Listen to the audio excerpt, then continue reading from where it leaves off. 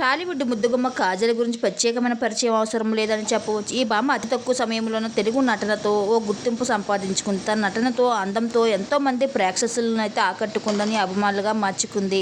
టాలీవుడ్లో నిత్యం వరుస సినిమాలతో మంచి క్రేజీని అయితే సంపాదించుకుంది.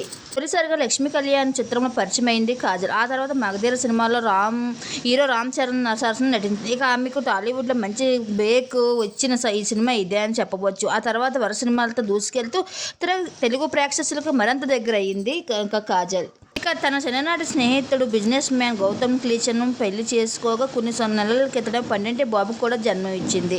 ఇక ఈ భామ సోషల్ మీడియాలో చాలా బాగా యాక్టివ్గా ఉంటూ తన భర్తతో దిగిన ఫొటోస్ని, తన బాబు ఫొటోస్ని బాగా అభిమానులతో అందరితో షేర్ చేసుకుంటూ వస్తుంది. ఇది ఇలా ఉండగా కాజల్ మరొక గుడ్ న్యూస్ తెలియజేసింది. త్వరలో సెకండ్ ఇన్నింగ్తో టాలీవుడ్లో అడుగు పెడుతుందంట. తనకు స్టార్ డైరెక్ట్ అవకాశం కూడా ఇచ్చారట. ఇక సినిమాలో మెయిన్ క్యారెక్టర్ కోసం కాజల్ అగర్వాల్ని సెలెక్ట్ చేసుకున్నారట. ఇక ఆమె స్టోరీ బాగా నచ్చిందంట. ఈ సినిమాలో యంగ్ బ్యూటీ హీరోయిన్గా నచ్చిందంట. హీరో కూడా కొత్తవాడని తెలుస్తుంది. కానీ కథ మొత్తం కాజల్ అగర్వాల్ చుట్టూనే తిరుగుతూ ఉంటుందంట. అదే విధంగా చెప్పాలని సినిమాకి మెయిన్ హీరోయిన్ అన్ని కాజల్ అని తెలుస్తుంది.